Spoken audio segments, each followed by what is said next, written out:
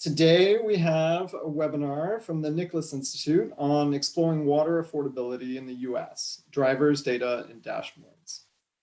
My name is Lucas Stevens. I'm a policy associate at the Nicholas Institute, and I'll be hosting the webinar today. And our presenter is my colleague, Dr. Lauren Patterson, also at the Nicholas Institute. Lauren works on a lot of issues at the Nicholas Institute, a lot of water issues. And she's been working on water affordability for several years now and has several projects going on documenting water affordability issues, on measuring it, and coming up with solutions for water affordability for utilities. Today, she'll be giving a general overview of this and then going into a new tool that she's built called the Water Affordability Dashboard. And she'll demonstrate how it can be used to explore affordability challenges and the financial capabilities of utilities across the United States. So I'll turn it over to Lauren in just a second, but before we get started, I just want to go over some housekeeping details. So we will have time at the end for Q&A.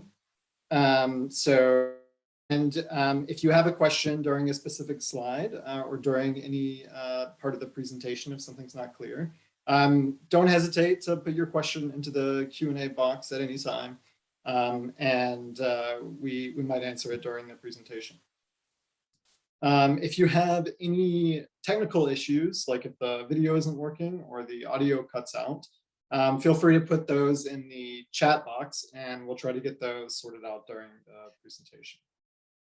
Also, the webinar is being recorded today, so it will be available on the Nicholas Institute website following the presentation. So if you miss part of it or you can't stay till the end, don't worry, it will be available. Okay, and with that, I will hand it over to Lauren to get us started. Again, that's exploring water affordability in the US, drivers, data, and dashboards. Take it away. Thank you so much, Lucas, and thank you all for joining us today to have a conversation around water affordability and some of the work that we've been doing. I'd like to start off with this quote because it highlights not only the importance of water for an individual household, but also for a community. When we're talking about water affordability, the same holds true. There are affordability challenges for individual households as well as for a utility in a community. And so because this is a longer conversation, I know a lot of people love roadmaps and I like alliteration a lot. So here we're going to take a step back and talk about what's driving overall affordability challenges.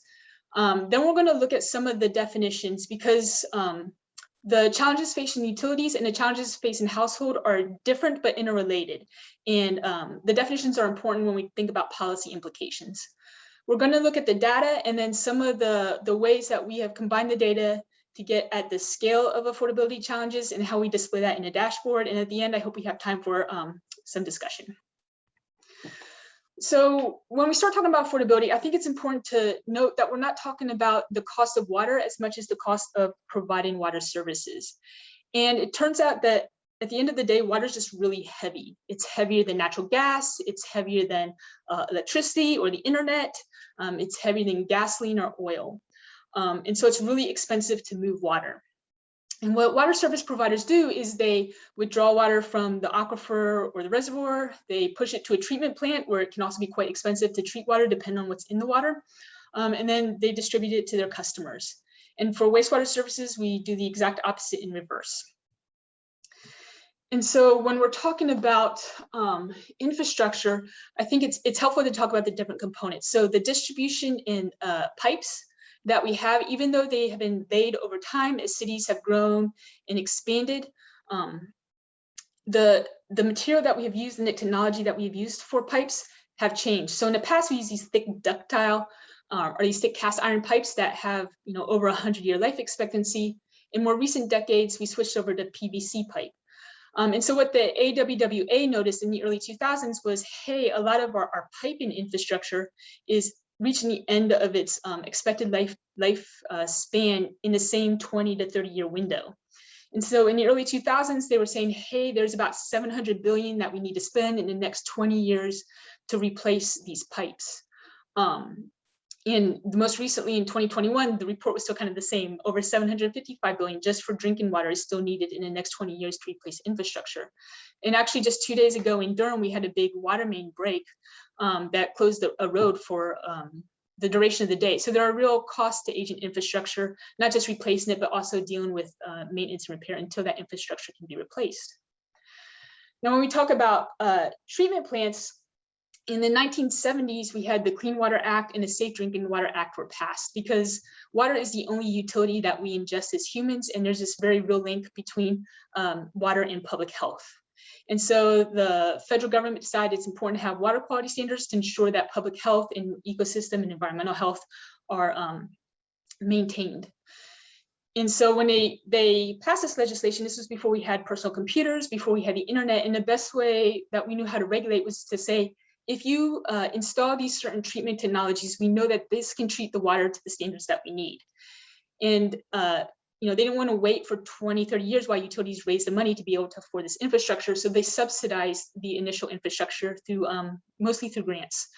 And so in the 1970s and 1980s, local utility was covering 50 to 40% of the cost of infrastructure, because the federal government was subsidizing so much. And often they pass on just the subsidized infrastructure costs and the operation and maintenance to their ratepayers. But over time, those subsidies have diminished and they've changed over to loans that have to be repaid. And so today, local utilities, about 95% of the cost is coming from their customers. So we're covering those costs, both residential and non-residential customers. And so that's a big shift in who is paying for this infrastructure. And so in the early 2000s, when the AWWA recognized we need to replace a lot of our infrastructure, they call it the replacement era, the infrastructure gap, we're not charging the true cost of water, we need to raise rates. And so that is what we have seen over the last 20 years is the average water utilities increasing their rates 5% annually. And that would be okay, right, if our incomes were increasing at that same rate. But for most Americans, income is increasing slower. It's keeping pace with inflation at about 2% per year. And so what we're seeing is this affordability gap just for infrastructure, where the cost of services are going up faster than our ability to pay for those services. So each year, a higher fraction of my income is going towards my water bill. Now, there are other things that are increasing the cost of water. So things like climate change. So out west, the cost for procuring water supplies is increasing when there's a lot of drought. In the east, we've been experiencing very intense, heavy rainfalls that stress our stormwater and wastewater systems. We have emerging contaminants, so the EPA is going to regulate PFAS, and that's going to require some new treatment technology and treatment plants, which is expensive. And there's other, pharmaceuticals and emerging contaminants that are out there. Some states regulate them, some states don't, but it is a growing reality. And so each watershed has a different compilation of these contaminants or climate stressors. If you're a downstream utility, you have everything come in through to your system that has to then be cleaned, which becomes very expensive. Another a challenge is the legacy of fragmented systems. So we have over 50,000 water utilities in the US for drinking water, an additional almost 15,000 for wastewater and stormwater. And what this implies is, as we're relying more and more on a customer base to cover the cost of services, you need a larger customer base to spread out the costs. So when you have these really small utilities, they have a hard time getting to the economy of scale needed to cover the costs. Similarly, there's a financial risk that utilities take on whenever they invest in infrastructure, because infrastructure is built to last decades and the debt we take on lasts decades, but populations and industries, businesses can move very quickly. And this is what we see with the Rust Belt, right? We had these big water intensive industries that, water utilities built big pipes and capacity to support those industries. And then when they left and they took jobs and other businesses with them, the utility was left with all these stranded assets, and they still have to cover the cost of maintaining and operating those assets. If there's still debt, that debt still has to be paid. And it's up to the remaining customer base to cover that debt. So there are a bunch of challenges out there. Different utilities are facing different challenges, but in general, what I'm hoping to point out is that as the costs increase for utilities, those costs get passed on to their customers. And because we're relying so much on customers to cover the majority of the costs, the financial health of the utility then becomes very linked to the financial health in a number of customers in the community.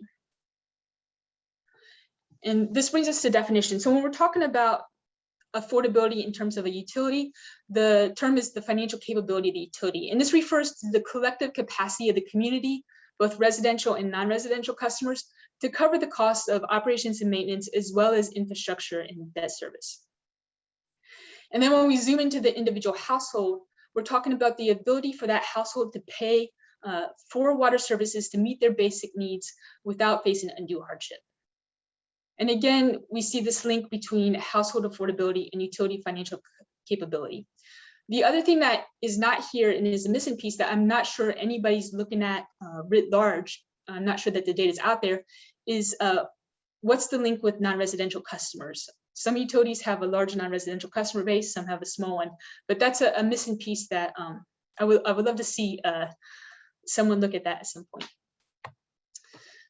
And so when we're trying to understand what is the scale of the affordability challenge, everybody kind of agrees there is an affordability challenge, there is a growing affordability gap, but we're having a hard time grasping how prevalent that gap is, who is it affecting, and so on. And part of that is a lack of data, but part of that is also the definitions are quite subjective. And so if we look at just the definition for household affordability, there are 3 values baked into it. First, how much water is enough water to meet our basic needs? And even if we came to some kind of agreement that 50 gallons per person per day or 100 gallons per person per day, the household bill or the utility bills a household. And so they would then need to know something about how many people live in that household. There are also questions of equity because a high income household can afford the upfront cost of changing out their fixtures to get water efficient fixtures, low flush toilets, etc. Something that a low income household or a renter or a tenant is not able to do. And so even though 2 households might flush the toilet the same amount of time for their basic needs, one household might need considerably more water to do that. A second question is, when do we reach undue hardship? And this is typically talked about in terms of the percent of income going towards water services, or how many days are you working each month to pay for water services? And so is it 1 day? Is it 2 days? Is it 3 days a month? There's also a debate about whether or not we should look at the total income, income after taxes, or disposable income that takes into account the different costs of living.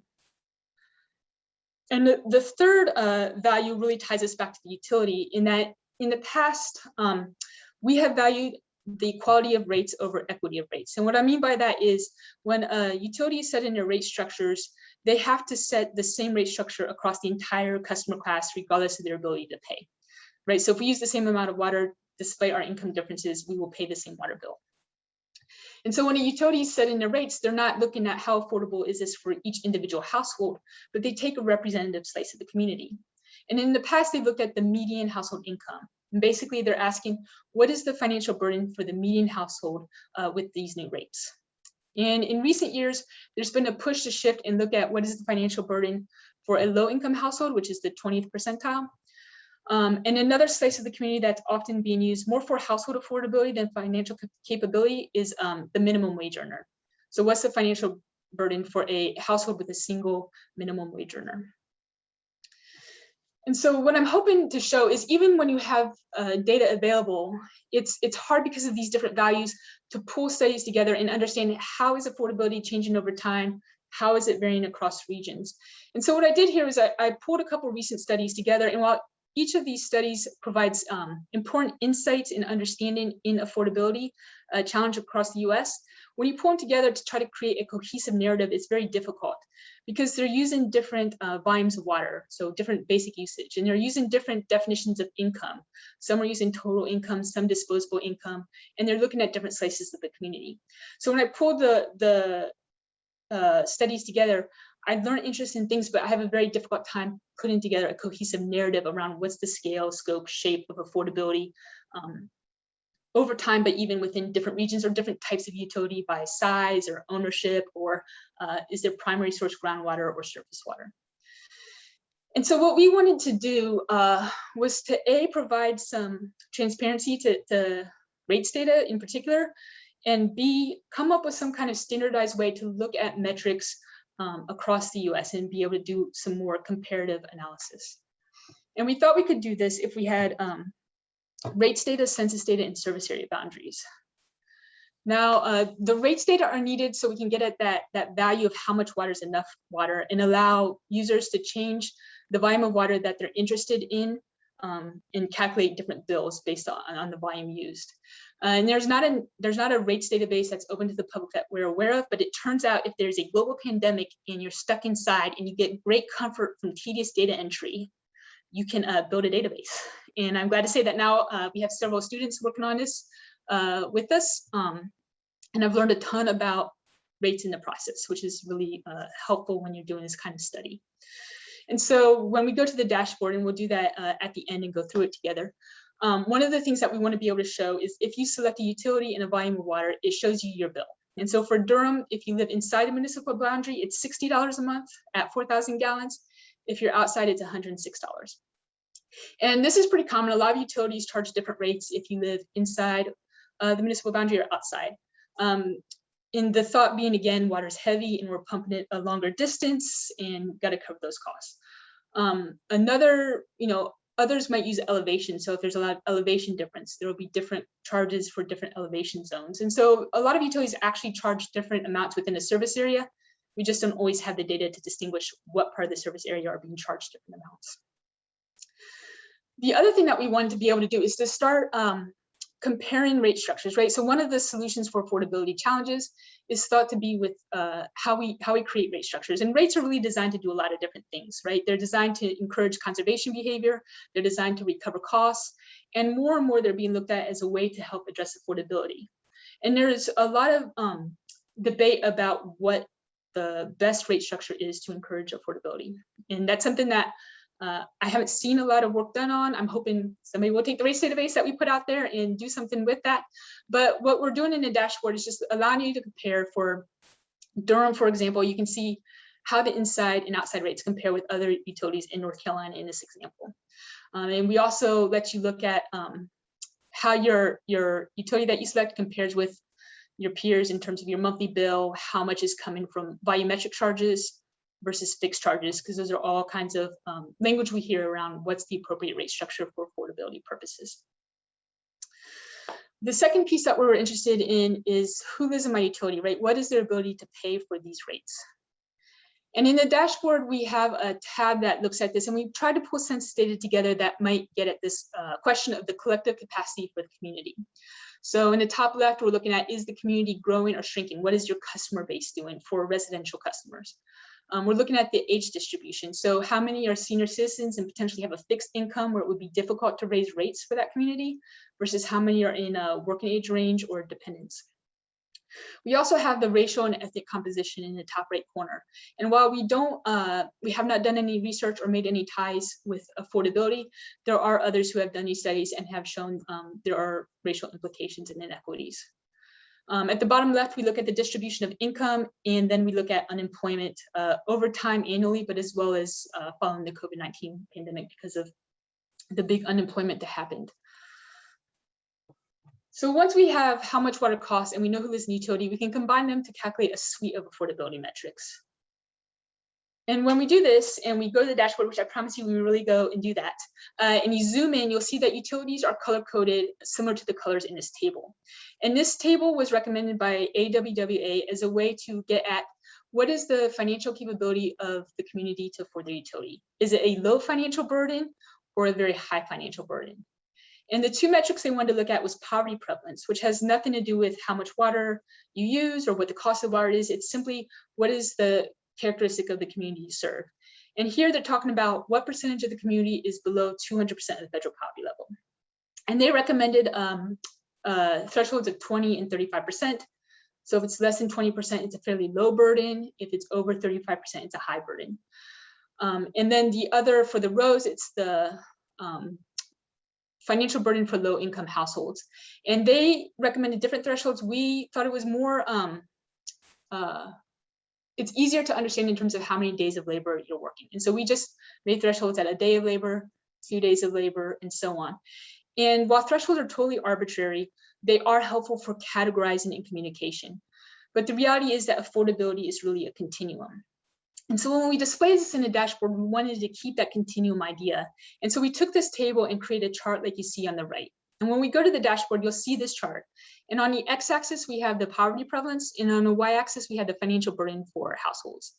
And each of the dashed lines represents one of those thresholds. And you'll notice that we included 3 days and 4 days, right? Because obviously, if you're spending 4 days to pay for water services, it's a much higher burden than 2 days.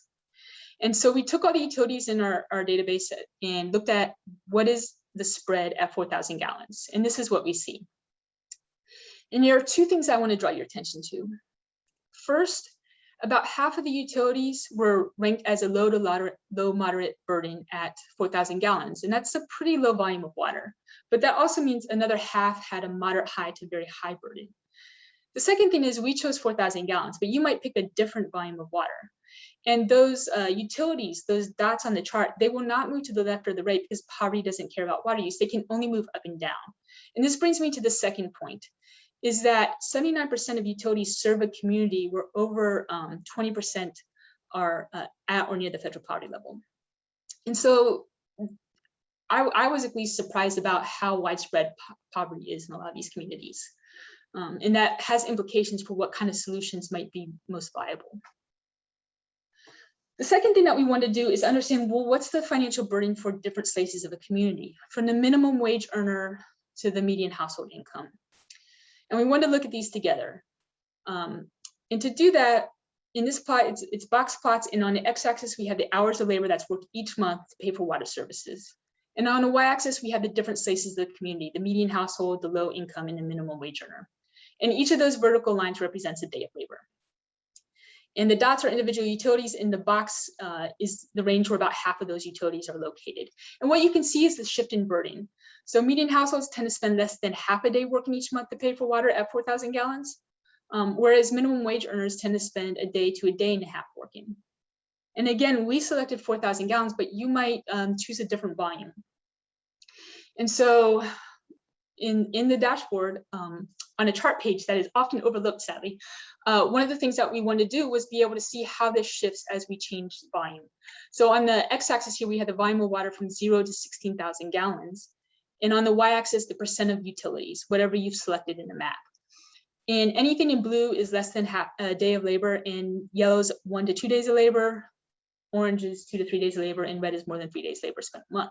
And you can see for minimum wage earners how quickly, as the volume increases, they start spending more than a day to 2 days paying for water services. And I think that's really, really helpful to see.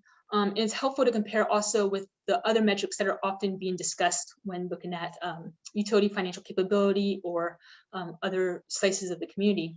In that median household incomes, even at higher volumes of water, 15, 16,000 gallons, most of them are still spending less than a day paying for water services. For low income households, it's around 9, 10,000 gallons a month when you start getting over that a day of labor, most of them paying for water. But again, for minimum wage earners, it's much lower. It's 4,000, 5,000 gallons. And all 3 of those metrics are asking the question of, for a slice of the community, what is the financial burden? And we wanted to invert this question. And instead, we want to say, for a particular financial burden, how many households are impacted? So let's say I know what my water bill is, and I know how much I spend each year on water.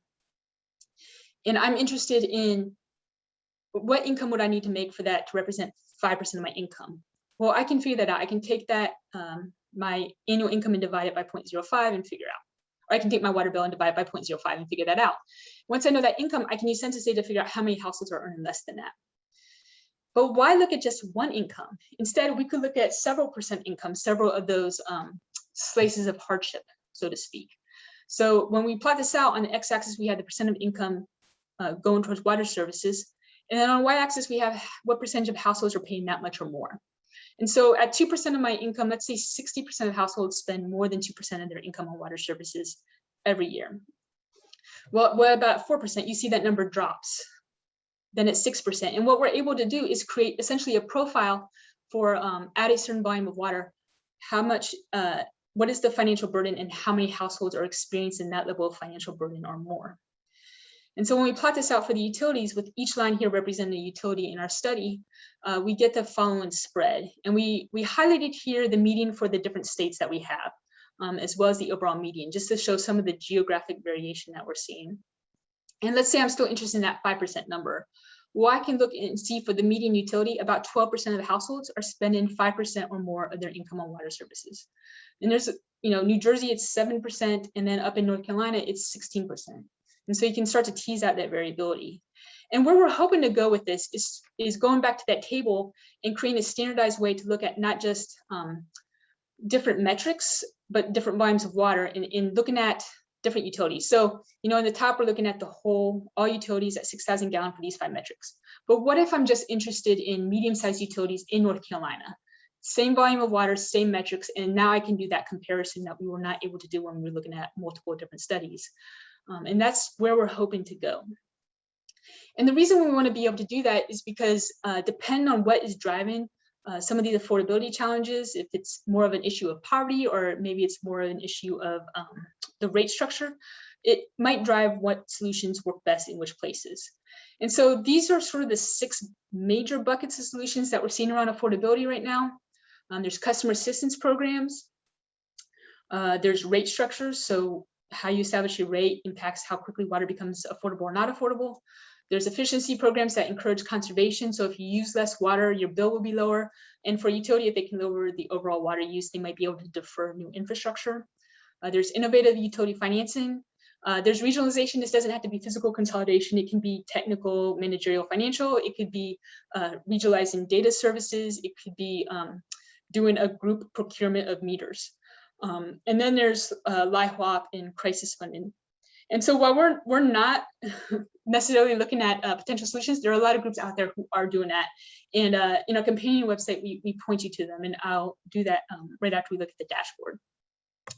And so with that, I think David's gonna paste this link in here. So feel free to follow along with me, or watch as I click through the dashboard and kind of show some of the things that you can do with it. And what is it they call it in movies? Easter eggs. There are some Easter eggs in there that I want to be sure you all are aware of. So when you, and at this point, if you have questions, feel free to put them in the Q&A, and Lucas will interrupt me and we can answer any questions you have as we're going through the dashboard. So as you start, you'll notice there's some red text, and that's meant to draw your attention to here's some help info for interpretation. So if you see red and you're confused about what to do, the idea is that you click on it and it will help you. I don't know how helpful it is. I'm very open to feedback and modifying things as we go. But you'll see a map on the left, and anything shaded means we have some data for that state. And then you see this panel on the right. And this panel lets you choose what utilities you see in the map, and whatever you pick will also show up in the chart. And so that's how you can kind of get at these different subsets, like median utilities in North Carolina. And so let's say I pick North Carolina. The map will zoom in to show those utilities. And you know, I can filter it by other things as well. And you can change the volume, and you will see the map update as well as the data below. And for visual purposes, if you need help orienting, you can turn on counties. When you scroll over the maps, you'll see these pop-up boxes. And in the bottom left, the pop-up box tells you what the utility is, some of the characteristics about the utility. So if you want to change the panel to look at very large utilities that are locally owned, you can do that. And then on the right, you'll see a chart that shows you the percent of the block groups in that utility and what their burden level is. And the idea being, if you're looking at one utility and they're all the same distribution, it might not be as interesting as if you're seeing a wider distribution. So if you click on utility, it'll zoom in. And for Raleigh, we know that the Southeast tends to be poor, and you see that affordability burden than the Northwest of Raleigh. The other thing you can do, remember I talked about inside-outside rates, is you can turn on the municipal layer, and anything within the Durham municipality right here is being charged inside rates. Anything outside would be charged those outside rates that I talked about earlier. As you scroll down, this panel right here tells you what you selected. So there are 415 utilities, and just kind of reminds you where you're at. And this section here is new. So when I added a bunch more data, I noticed the dashboard got very slow. And part of that reason is because for the line plots, it's literally looping through and drawing thousands of lines. And so we decided to cap that number at 800. It's randomly drawn. The other thing that this lets you do is if you just wanted a plot for your particular utility, you can set that to 0, and now you have a cleaner plot that you can look at. So that's a new feature here. This is the Who Lives in My Utility tab, where you're comparing the utility you selected with the other utilities that are shown in the map. The one that I did not talk about down here is the percent of households at different age levels. And the idea here was, if you have pipes are built at the same time that the houses are built. So if you have houses older than 1950, it's maybe representative of aging pipe infrastructure that might be in need of replacement. And we also showed the same for 1990 because in the 1980s is when lead was no longer allowed to be used for pipes and infrastructure. And so this would be a very rough indicator of the maximum amount of household distribution pipes that might have lead in them. Obviously, if you have actual lead data, that's better. And if there's other census data that would be of interest, please let us know. We're always looking to update this. This tab right here tells you about the cost of water service. So again, you see here's the monthly bill for Raleigh at 6,000 gallons, and you can hover over it and it'll break out the different types of water service: drinking water, wastewater, stormwater. We have a table where we provide links to where we found the rate data, so you can go and look there as well as what year these rates were taken and when the data were last updated. We're hoping to come up with a process to update data over time so that the dashboard remains relevant. Down here, again, you can start to compare your rates with others. You can look at drinking water versus wastewater. So wastewater, it's very common to have a uniform rate, whereas drinking water, you'll see a lot more increase in rate structures there. When we go to the affordability metrics, you'll see this, the income dedicated water service is the one where I was talking about where we flip what we're looking at. And when you hover over the chart, we try to be helpful and provide text that helps with interpretation. And so hopefully this is helpful. Some folks prefer a table instead of a chart. And so what this table does is it takes different census brackets, tells you how many households are in that census bracket range. And based on the money here and your water bill, what percentage of income would be going towards water services if your house is in that income range. You can hide things to make it a little bit cleaner, less overwhelming. The compare metrics tab does those box plots that I was talking about, and it shows for minimum wage earners. Here's where here's where Raleigh compares with the other states in North Carolina. For minimum wage, traditional is the median household, low income household, and so on. And I did not forget about the Easter egg. So for the affordability burden, there's two actually. Here's the chart I was talking about. You can also change the legend. So if you want to see different size categories overlaid, you can do that. Or if you want to look at ownership type, you're also able to switch that around and get at some of the other characteristics of the utility. And then down here, this is for only the utility selected, but this shows you how affordability changes for different volumes of water usage. And this to me is a link to rate structures because some of these are very condensed, right? Like if you had a fixed charge, it would be the same dot for all volumes of water use. And some of these are very expansive lines and some of them are very small. And so it's not something that we've looked at yet, but I would love for somebody to do that. Yeah, Lauren, so we have a question related to that. Have you found patterns of affordability being higher or lower related to the share of bills that are volumetric or fixed, and particularly for lower levels of water use that might be most closely associated with basic needs? Yeah, so that's, we have not looked at that yet. That is on the radar to look at. And that's one of the reasons that we wanted to make all the data publicly available, because I think there's a lot of interesting questions and more questions that can be asked of this data than we have time or expertise or bandwidth to do. But that is definitely on our list of things that we're very curious about. So thank you. And lastly, the last thing I'll point out here for the dashboard is this is the tab that shows you the summary by utilities. So this is what percentage of utilities are in these different burden levels and how does that change with the volume of water. And again, this is just looking at North Carolina, and you see minimum wage here on the left. And so the interesting thing about minimum wage in North Carolina is we use the federal minimum wage of $7.25. And I think this is helpful if we go to a different state now, like California. I'm sorry, yep, California. They have a minimum wage of $12 in 2019, and you can just see what a huge difference that makes for affordability for minimum wage earners. And then the last thing I will show is our companion website, which you can get to right here.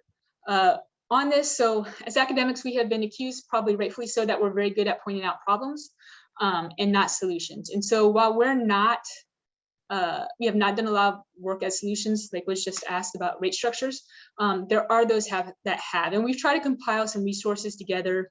So if you click on this, it'll take you to those who have looked at customer assistance programs, for example. And at the bottom, we have some of the groups that we're familiar with or that have worked with that are in the affordability space. This list is by no means exhaustive, but just a place to get started. And with that, I am open to questions or going anywhere. Okay, great. So feel free to put any questions that you have in the Q&A box, and I will read them out for Lauren. But while we wait for questions to come in, I am sort of interested if you've seen any sort of common characteristics of utilities that are in sort of the high burden category, with like requiring more days to pay for certain volumes of water. Are they generally smaller utilities? Are they rural utilities? Are there divides like that within specific states? Yeah, so we have started teasing that apart. And one of the things I was really surprised about with small utilities tend to have a higher burden, but very small utilities are a mix because some of them are really wealthy estates and they will have a very high income range. Sure. So that has not so much pan true for very small utilities, but for small utilities, they do tend to be a little higher, but not as much as I would have thought, to be honest. And then state-wise, there's definitely a difference in that some states are tend to be a little bit more expensive for lower volumes of water. And in North Carolina, for example, the median income is just lower, and there's a lot more poverty than there are in some of the other states that we've been looking at so far. Right. And so that's been a big difference. Okay. And then I wanted to ask, so how many states is it? It's like around a dozen states that we have in there so far. We have 7 states in the 7. dashboard. We're in the process of adding 3 more states, hopefully by the end of the year. Okay, yeah. And so what determines whether or not you can add a state to the dashboard? Sure. So we have started off with states that have service area boundaries publicly available statewide.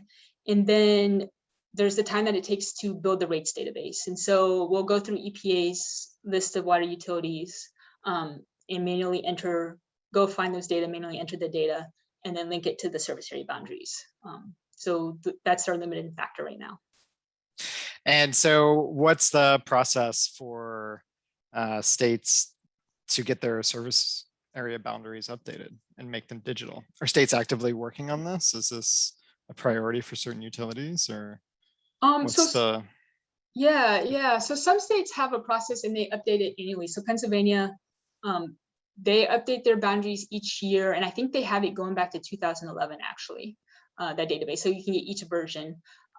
California and Texas are also actively updating their service area boundaries too. I'm aware of some states that have service area boundaries, but they're not necessarily publicly available. And so it varies state to state as to what they pull together and why they pull it together, what policy questions they're trying to ask, and whether or not to make it publicly available. Right. And have you looked at communities that face higher burdens over time? And have you tried to segment communities by to see where affordability programs are implemented, to see if these actively make a difference, if these help? Yeah, can you say that first question again? Yeah, so have you looked at communities that face higher burdens over time as sort of affordability programs are implemented? So we do not have rates data going back over time. So right now we only have the current snapshot. If we're able to figure out how to update rates data over time, then we hope to be able to look at that.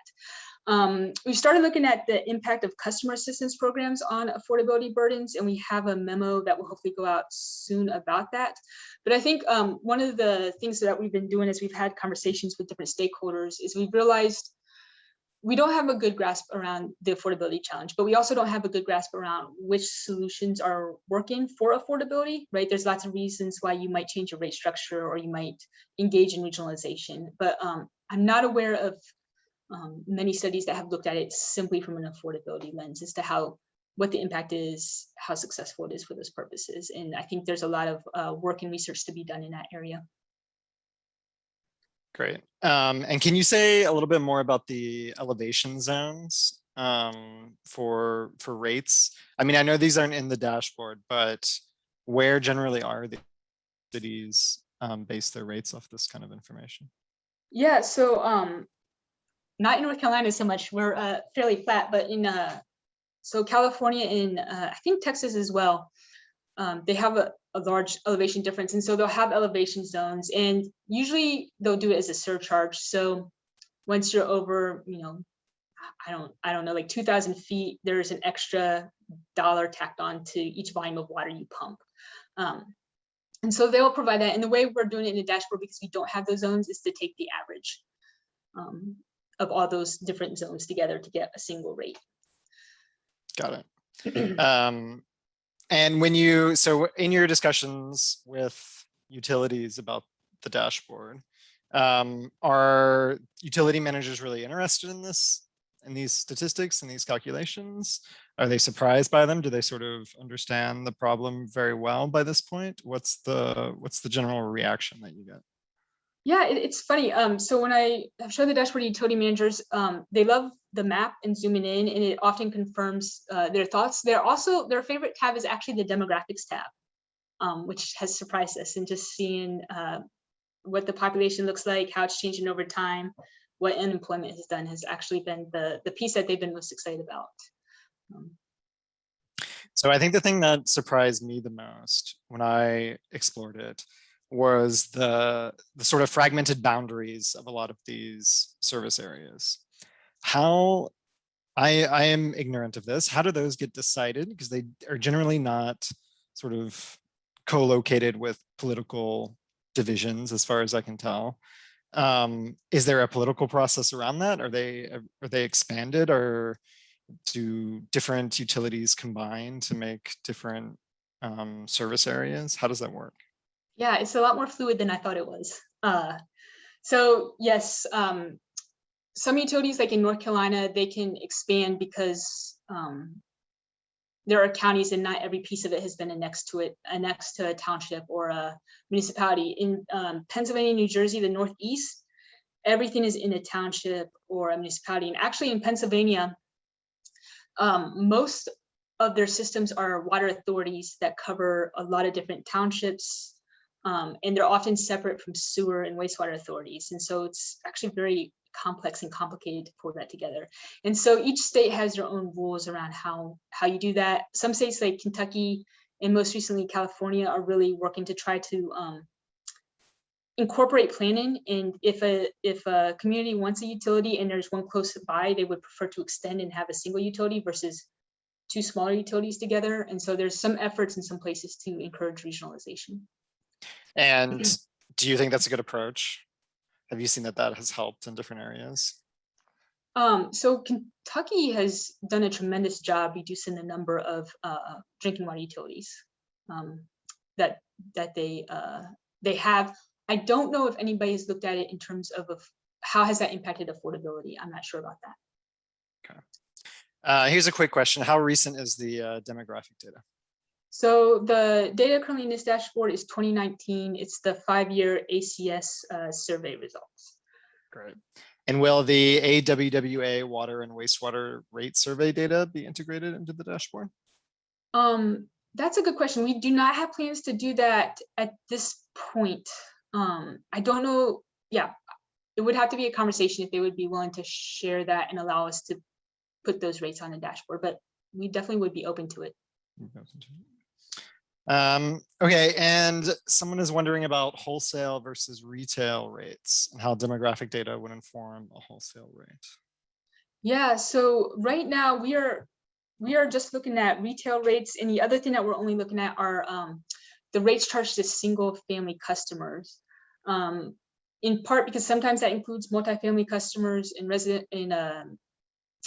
renters, but sometimes those communities are put into different customer classes, like commercial classes or their own multifamily classes.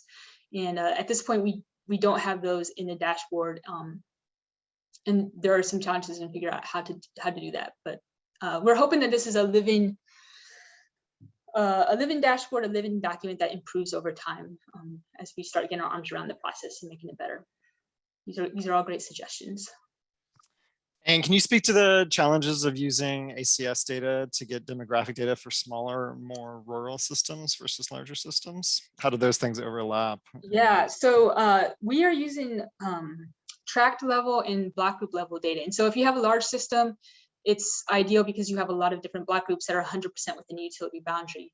But when we're looking at smaller utilities and more rural utilities, they often only cover a percent of the block group. So when we have very small utilities, we'll have the rates data in the database, but it's usually just a few percentage, if that, of a block group. And so we don't include it in the demographics data or the because we don't necessarily trust is that representative of the whole block group or a particular neighborhood. And so at that level, I think you either need high resolution census data or surveys of that particular community.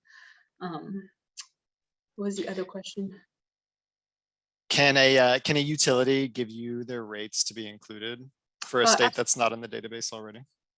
Yes, we would need the rates, but also the service area boundaries. But yes, if anybody wants to share data, we're very happy to put it in the dashboard.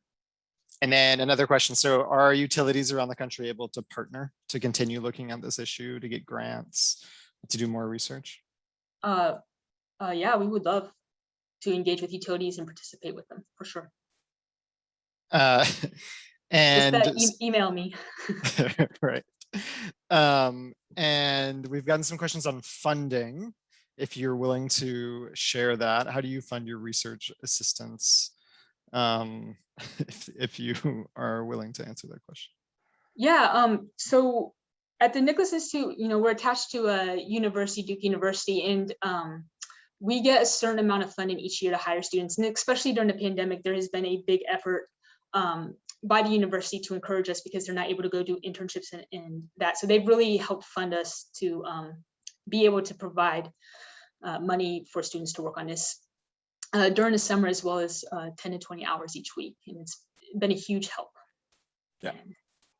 And then, so we don't have any more open questions. I have one last question in terms of how does this compare? So I know that water is more expensive than other utilities, but how does the sort of fragmentation and the patterns that you're seeing compare, and the sort of the tools that are available and the solutions available compare with electricity and electric utilities? Yeah, so this is actually really fun. We're working with a group at Duke to create a similar dashboard for electric utilities. And in some ways, it's a much easier lift because they have a nationwide service area boundary and they have a national database. You just have to learn how to convert those rates into bills, which is the piece that we're working with. And then we want to overlay energy utilities with water utilities and start overlaying other utilities, because at the end of the day, a household has a bill and they are paying bills to multiple utilities. And so what is that cumulative impact to meet basic needs? And so that's something we're actively engaged with in doing. Generally, the cost of water has been cheaper than most of the other utilities. Depend on your water usage, of course. It's hard to say, it varies place to place. And when we talk to utility managers, most of them say they're just now getting to the point where they're charging the actual cost of water. So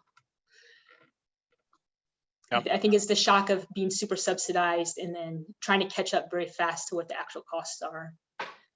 And are there any hopeful funds coming from the infrastructure bill or the reconciliation bill that you have seen that could help the situation? Yeah, so I mean, we're working, we're engaged with the Aspen Institute around a conversation with a bunch of stakeholders to try to figure out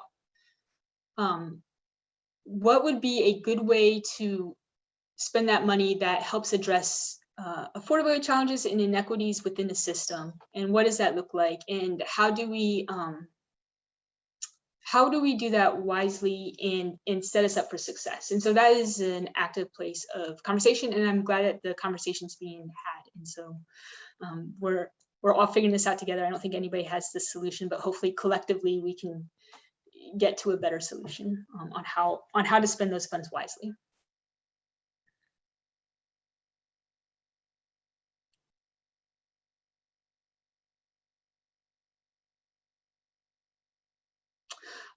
Yeah, sorry, I was just reading the question. Yes, federal grants were definitely more important for wastewater than drinking water. And when we were saying water services, I should say that we're talking about combined water services of drinking water and wastewater. In the dashboard, we show stormwater, but I don't think stormwater was included in Moran's study.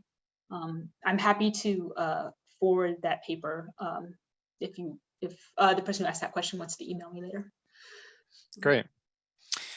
Okay, so I don't see any more questions. So do you have any final parting thoughts, Lauren, that you want to leave the audience with?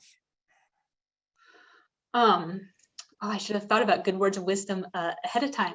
I think what I have come to appreciate is how complex and complicated and interrelated a lot of how we provide water is. And it's, you know, a bunch of different decisions made at different points in time, and they were good decisions going forward and really have done well. Most people, you know, have access to clean water, but not everybody. And rivers don't catch fire anymore, which is great. So I think we're doing a good job. And I think, you know, as the conversation changed from we need to raise rates, and now it's a conversation about how do we pay for water services and make sure it's affordable because it's so essential for public health. I think it's a good conversation to have, and I'm excited that it's being had right now. Okay. All right. Well, thank you so much, Lauren. I think we will end it there. Thank you, everyone, for coming and for your great questions. Check out the Water Affordability Dashboard online and be on the lookout for the recording of the presentation. Thank you. And thank you for the great questions and the engagement. Really appreciate it.